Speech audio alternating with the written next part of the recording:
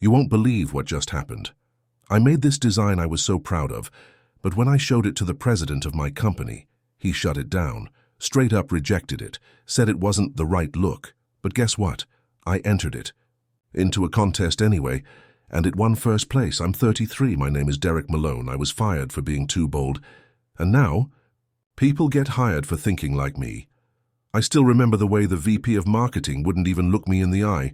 It's not personal, Derek, she said, staring down at the crisp white paper on the desk, like it might explode. Not personal. I gave this company almost a decade, skipped vacations, worked weekends, pulled off the biggest product launch in their history just 2 weeks ago, and this is how they repay me. Why? I asked, my voice sounding a little too calm even to me. She cleared her throat. Leadership.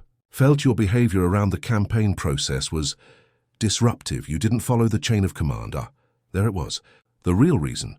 Because I bypassed the clueless creative director who still thinks gradients are trendy and submitted my ad design directly to the judges of the National Future Form Creative Competition. The one we ended up winning. The EA one that got her promoted. I laughed. I couldn't help it. So I made the company look good, brought in a $200K marketing grant, and that's disruptive? She flinched slightly. It's not up for discussion. The HR rep next to her slid a folder across the table. Severance, NDA. You know the drill. My mind raced. This is punishment. I knew it. This wasn't about process. This was about pride. I embarrassed the higher-ups by proving their golden boy wrong. The president himself rejected my design 3 weeks ago, called it too aggressive for our brand. Then he watched that same design win a national award, and suddenly, I was a threat. I picked up the pen like I might sign, then paused. Just one question, I said, eyes locked on hers. Does he know this is going to leak, that I didn't sign that NDA? Her lips thinned. Derek. But I was already standing. I walked out with my head high, past the rows of people pretending not to look, past the intern who whispered, "Wait, he got fired." I didn't answer. I had something more important to do. That contest. It was just the beginning.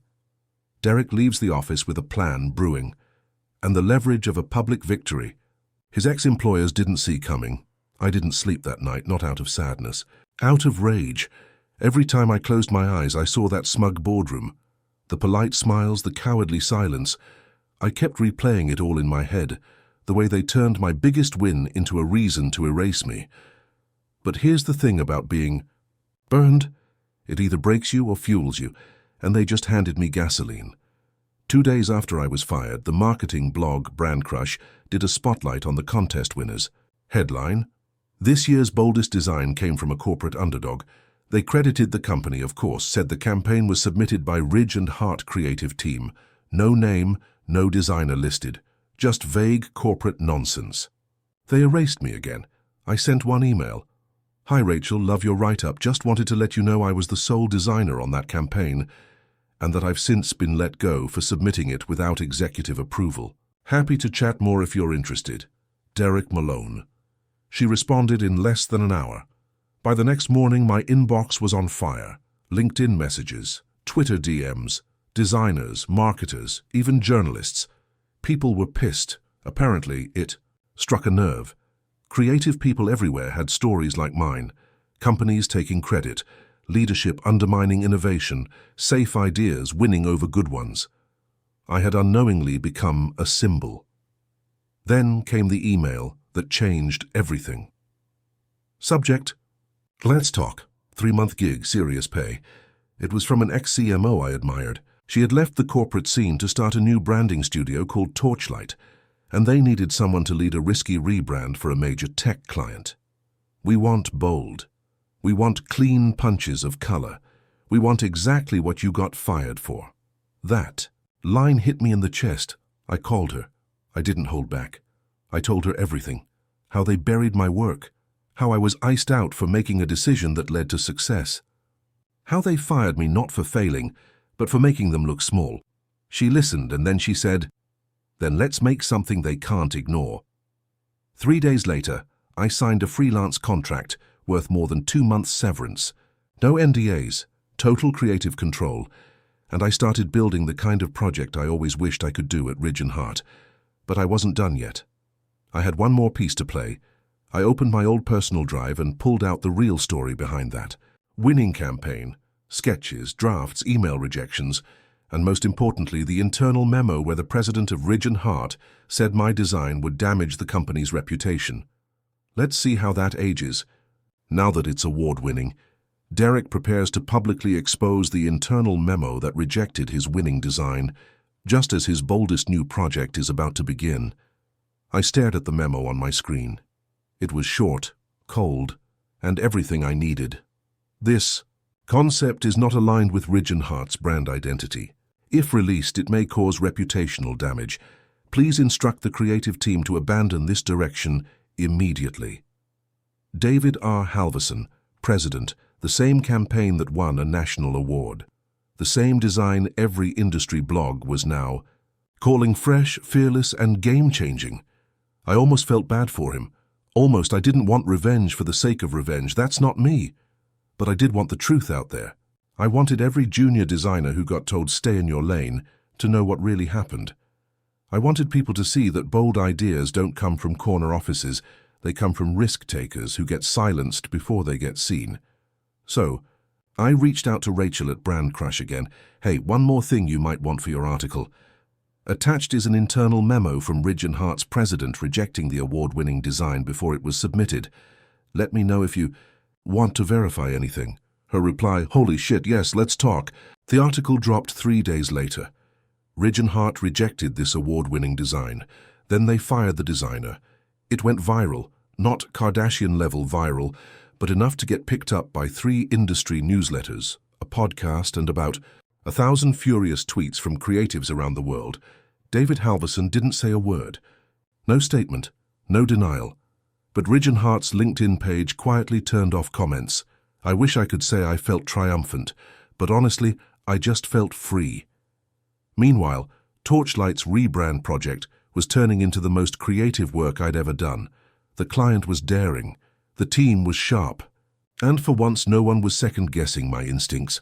One night around midnight, I was wrapping up color tests when my phone buzzed. Unknown number, voicemail. Hey Derek, it's Lucas. I probably shouldn't be calling you, but I just wanted to say you were right about all of it. I quit today, just couldn't take the BS anymore, and thanks for showing us it's okay to walk away. Lucas was the intern. The one who whispered when I got fired. He quit because I made a move they were too scared to. That voicemail meant more than the article, more than the award. It meant I mattered. But the best part? That was still coming, because a week later I got an email from the Future Form Awards Board.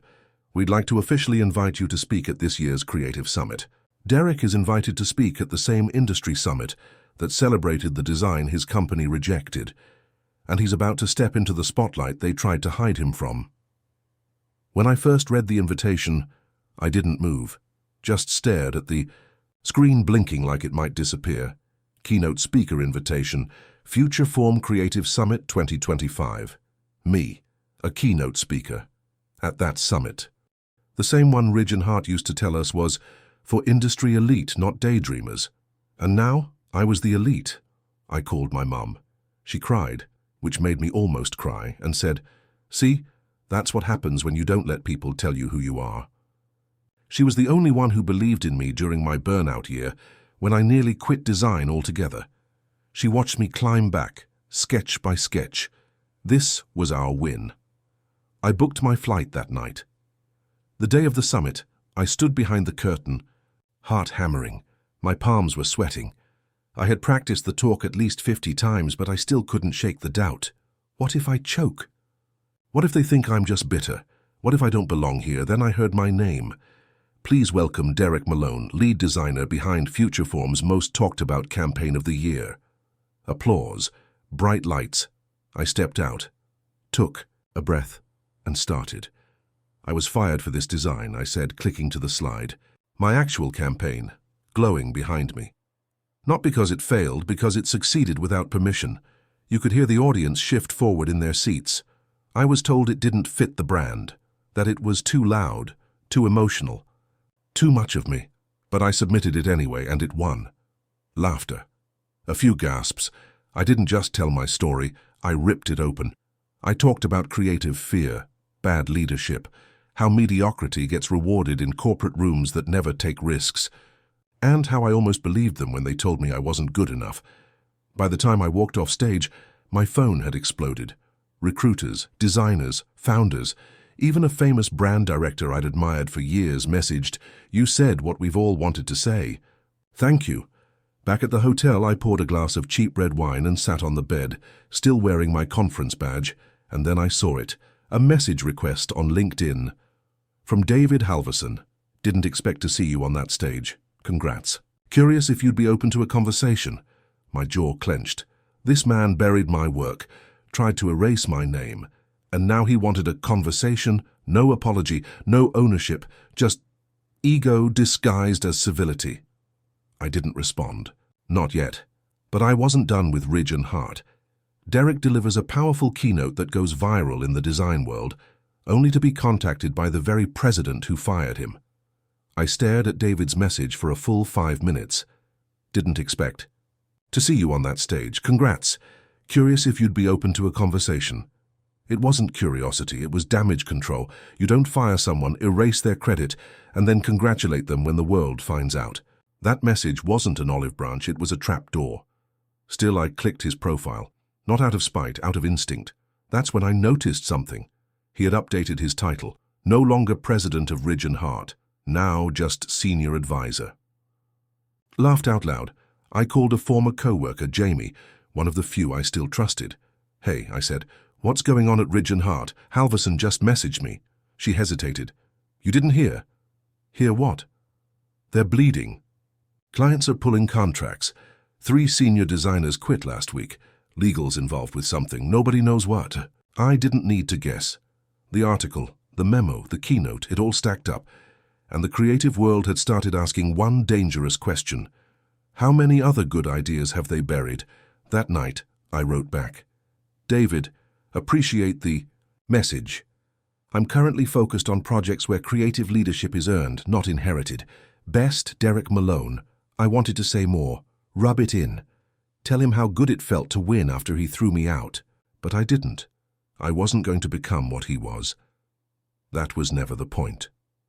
A week later, Torchlight's rebrand launched. We called it Rooted Bold. The visuals? Minimalist palettes with raw, striking contrast. Color blocks that refused to blend in. The client loved it. The internet? Went nuts. One reviewer wrote, "This is what corporate branding looks like when real creatives are in charge." And then the final twist came.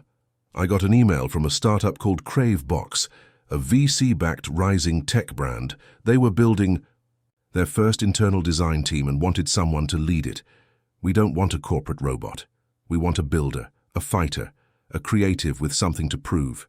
Are you him?" I didn't say yes right away. I took a few days, thought hard. Called my mom again. She said, "You don't have to prove anything anymore, but if you still want to, go build something they'll never forget." So I signed the offer. Creative director, equity stake, full team-building freedom. And my first hire? Lucas, the intern who quit because he saw what I saw. Derek accepts a creative director role at a fast-growing startup, ready to build the kind of design culture he never had, with his first hire being the intern who once looked up to him. First time I walked into Cravebox's downtown loft office, I felt something I hadn't in years.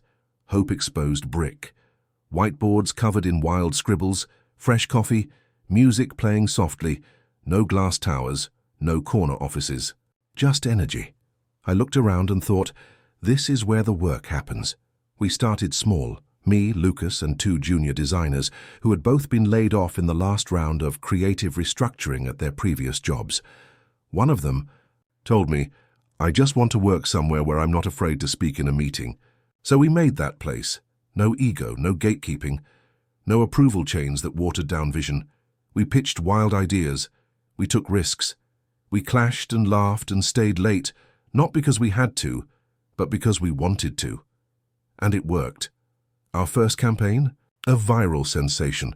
Snack loud, bold colors, unexpected visuals, real people, no filters. It broke every boring CPG rule. The same week it launched, I got a call from a national branding agency. We'd love to partner. Your work is everywhere right now. I almost didn't pick up the next call until I saw the name, Rachel, from Brand Crush. You're the top searched name on our site. We're doing a follow-up story. This time it's not about what they did to you, it's about what you built from it.